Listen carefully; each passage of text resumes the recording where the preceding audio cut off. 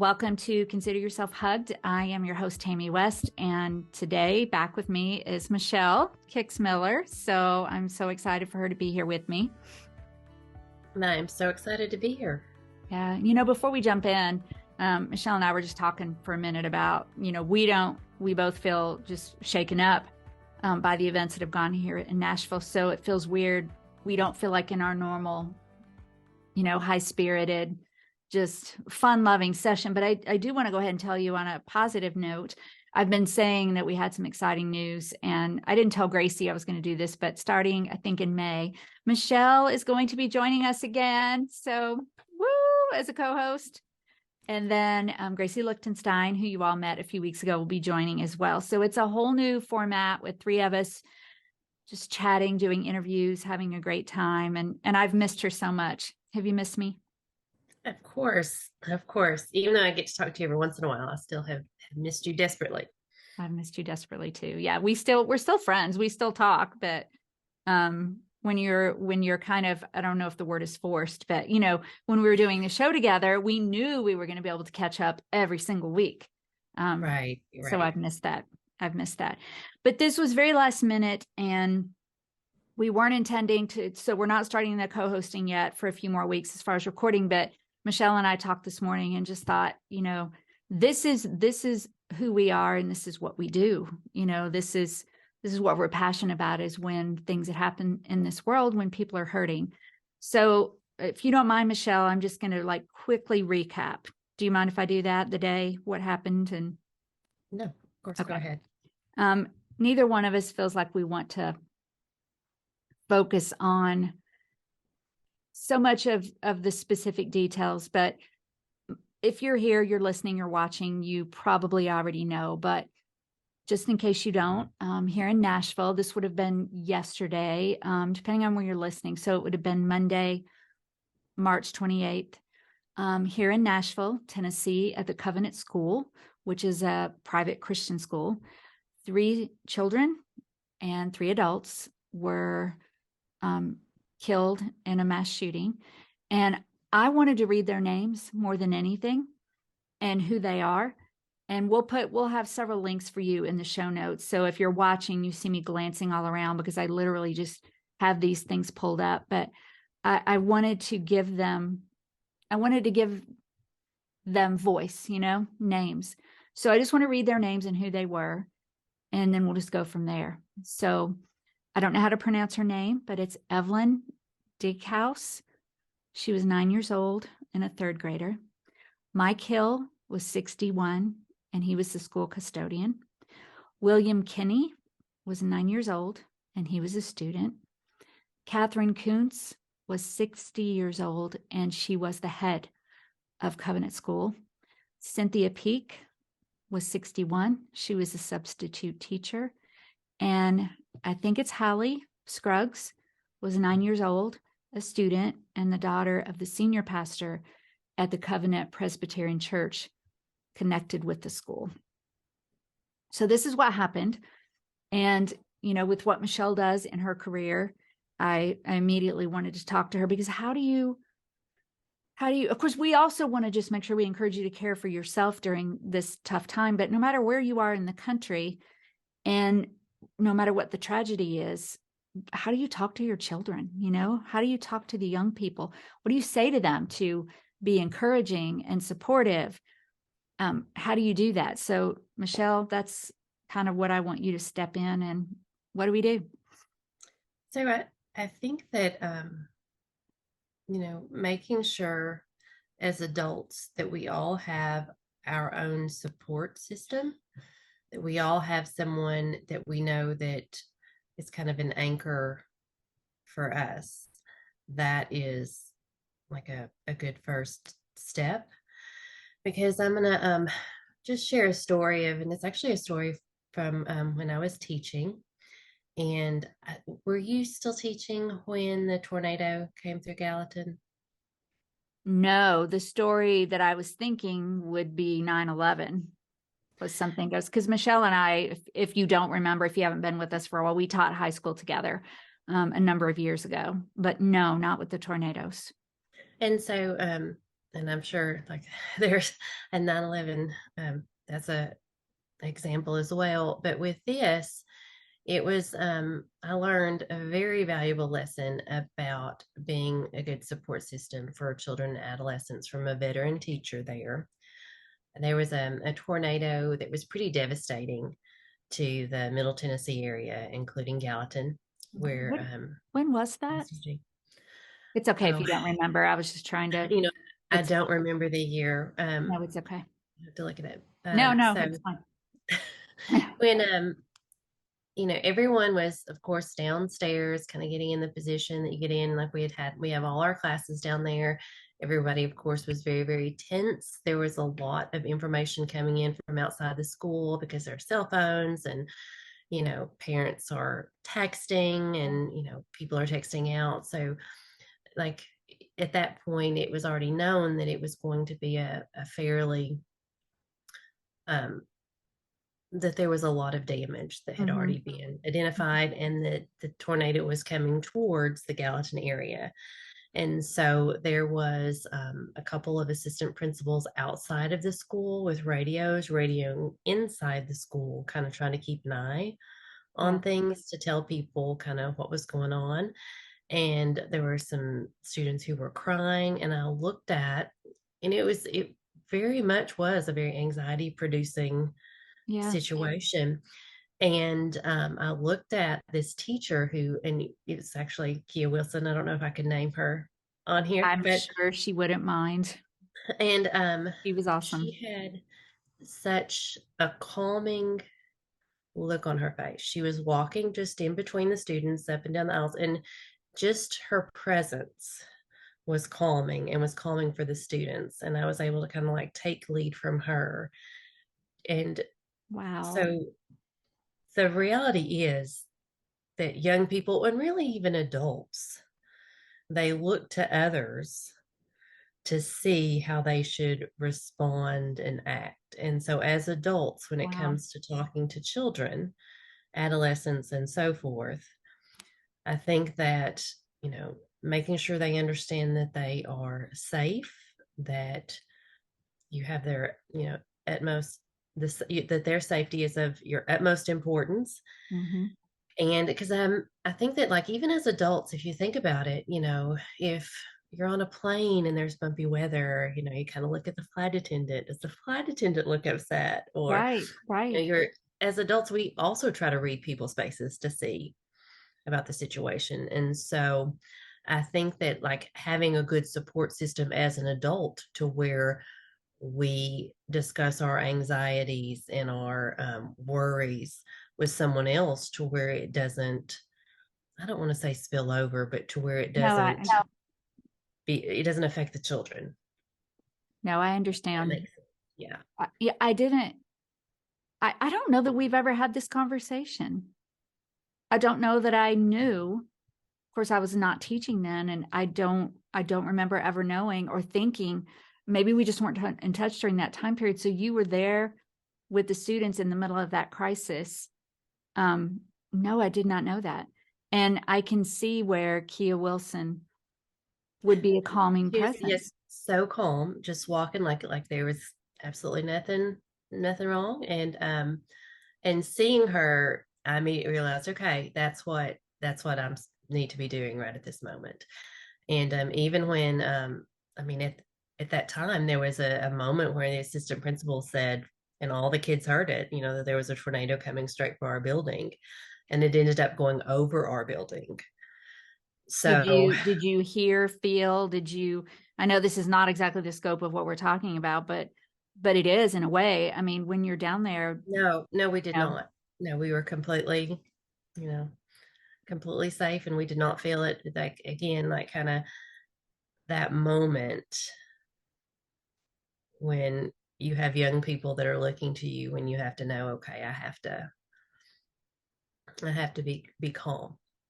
I do think of a couple things with you talking about that. I mean, I do think, because we were both teaching during 9/11, and it's one of those things where whenever you go through a crisis like this, it's, you never forget exactly where you were and exactly what you were doing. And I remember I was doing a lab with my students on purple onion cells. And the thing is, with this as well, it's all over the television. So we had a television in the room, and then there's break, and the kids are wanting you to, at that point, they were wanting to stop. And we didn't stop, and I tried to have that calming presence, but my youngest son, Michael, who, and I've talked about him before, who struggles with anxiety, that was the time period that I can really pinpoint that his anxiety really worsened. And I know they were talking about it at school. And I know that he was watching it more on television than I probably knew. And that word that you said, feeling safe, and looking to the adults in your world to just have that reassuring, calming presence. And then when you talk about having a support, what I thought you meant, and I've learned a lot just from what you just said. What I thought you were going to say was having a support system for you so that you would be able, like through the crisis, so that you were better equipped to help the kids if you were taking care of yourself. But what you were saying, which is also true, I'm sure, but is being able to have people that you can look up to and model and learn from. Yeah, absolutely. And I think it's all of that, what you said as well. I think that the reality is that was a very scary situation, whether it be tornado, 9/11, what just happened here in Nashville. It's scary for parents too. And like the first thing you really want to do is rush out and, go get your babies. I mean, that's what you want to do. And you want to like keep them at home. And I think that that's a natural thing. And so having that support to kind of be there for you in that, and,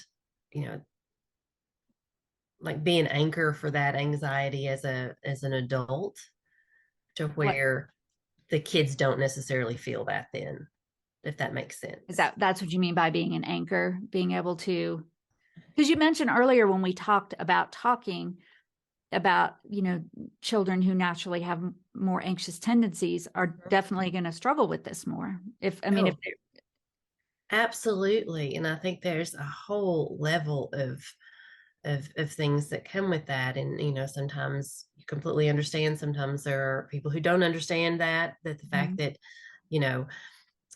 if you think about something like a car accident, like, we all, if you drive most of the time every day, and, you don't even think about car accidents as much. And people probably with more anxiety think about it more.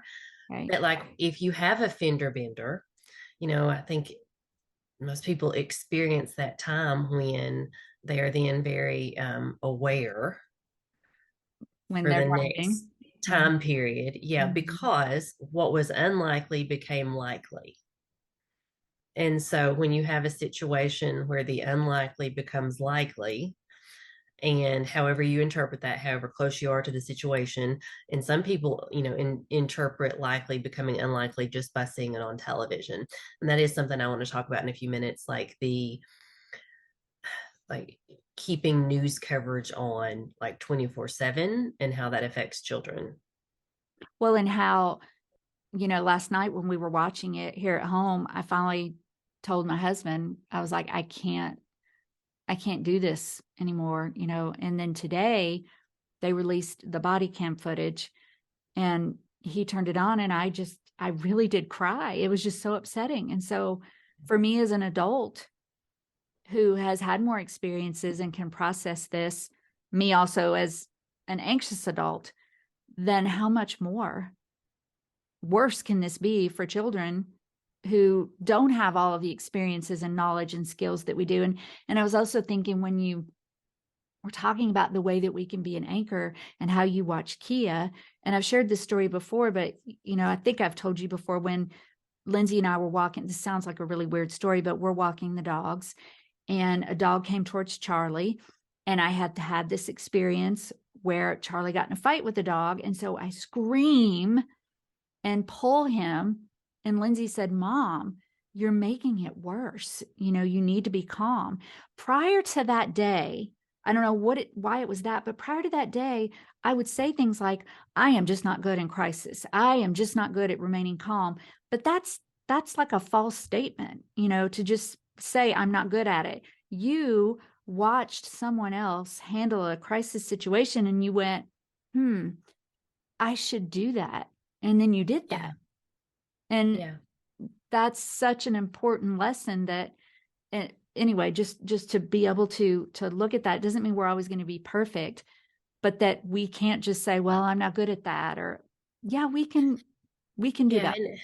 And of course, like if you have listened to us at any Mm, point in time, you know that we definitely, um, Tammy and I believe in sharing your emotions and not bottling them and not covering them up. So we're not talking about that. We're talking right. about kind of having another source of support there versus like what children need at that moment. They need to feel safe, secure. They need to know that everything is okay. Well, what about talking about it? What do you, how should that, advice about that? How should that look? Because we want to allow them, we want to open up the conversation, right? It's not just about appearing calm and stuffing and just saying Absolutely. everything's Absolutely. fine. So how do we do that? I think that, that varies depending on the age and really the child, because different children process things differently. Mm-hmm. And it may be that they've seen, they're aware, they have a lot of questions. And absolutely, you want to, answer their questions. And if you've watching, you've seen something and you cried, like, this is a very difficult situation. It's a very normal thing to cry when you hear or see something related to this. And if the child asks, why are you crying, absolutely, I think talking Mm, about that, um or asking them if they're not talking about it, do you see that, do you see anything you want to talk about, how are you feeling, different things like that. And in one of the resources we're going to put in the show notes, it actually talks about some different ways children have a tendency to express things like this if they're not okay. really talking about it, and it's based on age, so it'll break it up based on age and some things you might see Okay. uh, over time. So that's a really good resource from the CDC. Okay. So I think, yeah, definitely talk about it. I think, answer questions. I think that, like I said, having too much information or news media on, I mean, and unfortunately, it's just the nature of the industry that some of it is. I mean, like when I was watching, trying to learn more yesterday, there was, they were talking about, oh, now this is so many children that's not going to be coming home to their families at night. I mean, like, there are a lot of statements like that where I know, that the anchor was probably very upset. At the same time, your children are hearing that. Yes. Yes. And I don't even know at what age, but surely, middle school or high school or even elementary school, they have cell phones. And so then they're able to access some of those things that, whether it's TikTok or, the social media. So they're seeing those things as well, Hmm. other than just news. Yeah. And I think kind of like staying in the moment when, like with a crisis, staying in the moment, kind of determining what does my child need right now. Do they need a hug? Do they need time with me? Like, what do they need right at this moment to feel safe? Right. So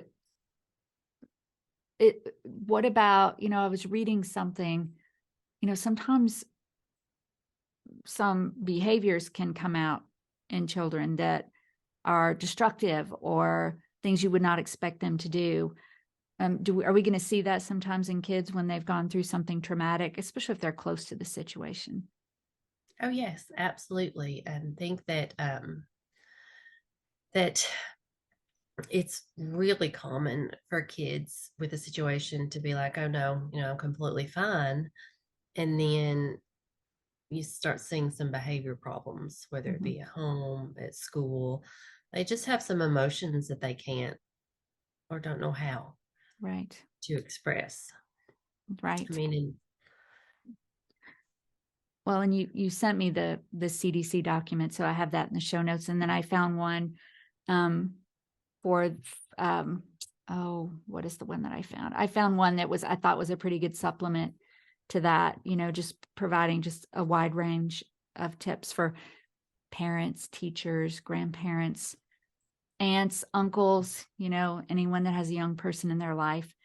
And especially for those who have kids that have seen this and know about this and just want to find a way. And I think what you talked about, safety, I do, just from personal experiences, know, just growing up as a child in an environment that didn't feel safe. That's all I ever really wanted, was just to feel like the adult, even if I saw that adult cry or get angry or get upset, but as long as I knew that that adult was taking care of things and trying to make my world safe, then it was okay.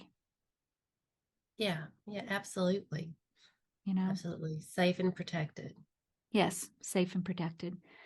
Yeah, it was just a real tough day in Nashville, and just to have something like that happen so close to home was just felt like we needed to. And I put in a post today that it wasn't maybe just as much for us to just talk for a minute and process as it was for us to help everybody else.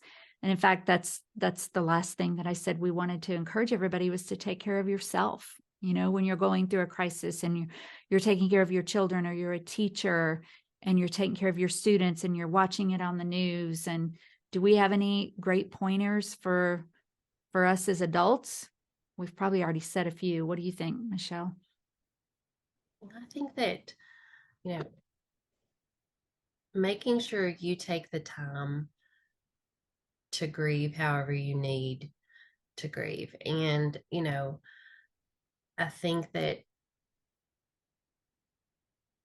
as adults, I mean, as children, it's like it affects people differently. Mm-hmm. And, you know, grieve however you need to grieve. I found, for me, it was, and what about you? It wasn't just that. And let me say, I didn't have any connection to anyone in that situation at that school. And let me back up for a minute. I do want to say that the Metro Police here in Nashville just were so wonderful from everything that I've seen. They really put their lives on the line and went in to protect those kids. But there was just a lot of anger, for me. And when the biggest part of the media coverage sometimes focuses on all of the stuff that is divisive to us as a country. But there was just this anger of just that this happens, and it came out for me and just in tears and just watching and getting angry. And so, just like you said, I had to back away from that. And even that, and related to the mental health conversation, because I've seen a lot of that, which is a whole nother topic, but that connection between what people do and mental health. And there's just so much, there's just so much connected to it. And I think that kind of you make a good point about, the conversations around when something happens like this. And like this was an act of violence that, I think especially as adults, we want to find a reason. Why did this person do this? Mm-hmm. What's the information? But it was an act of violence that, is there an explanation? Is there a good explanation? You know what I'm saying? Like, we want to know more, but, We do. it's, We want to know, and we want to know fast. And we just want to be able to wrap our brains around it. and like determining, like, it is happening more and more frequently, and it is infuriating. It's also that we have so much more access to what goes on with the media now. it doesn't necessarily mean that all schools are not a safe place. That's right. If you think about it, from what I understand, this person had planned, right, to go to another place, and due to security decided, no, I'm not gonna do that. And so, you know, it's, To another school, I'd heard to another, like to a store, or is that I think I had heard school, but again, it's hard to know. There was a lot of information coming right? out yesterday, Right. but I think it's important to kind of think through and to look at what are the statistics. Yeah. Is your school a safe place? Is because it's very easy as a parent to be like, I don't really want my kids to go to school because it's not safe. There was a shooting. I know. I mean, I even said, which I'm assuming a lot of parents with grown children said, I don't know what I would do right now if I still had children in school, but you make the good point that, and I'm going to correct me if I'm wrong. I'm going to go ahead and say it's okay, not in front of children really, but it's okay to vent all that stuff. It's okay to scream and cry and say horrible things about everything, make snap judgments, get all that out, but then back up and start looking at things in a more logical way and really look and make decisions about what you're going to do with your kids. And I think too, like especially for older children, schools have plans and they have drills they do. We did some when we were teaching, and I think kind of reinforcing that the school has a plan as to an emergency plan as to what would happen if something like this were to happen. It's not likely, but if something were to happen, there is a plan and your teachers know what to do. Mm-hmm. I think that's super important. Yeah. I mean, when I left teaching, we did not have active shooter training. Did you, at some point before you left teaching? I left in 2005 and that was not a thing. We didn't, I mean, we had some trainings where we were locked down. I don't think I had that either, but you were there several years past me, right? Yes. And the world Yeah. has changed. And so, yeah, it's kind of reassuring them that there is a plan. And I think that as schools practice drills and so forth, even though I know that can be anxiety producing as well, but practicing to know, Yeah. there's a plan in place Right. for if this were to happen. Right. I agree. And I know one particular friend of mine who runs a small Christian school, and that's exactly what's about to happen, here locally. They're revamping their plan.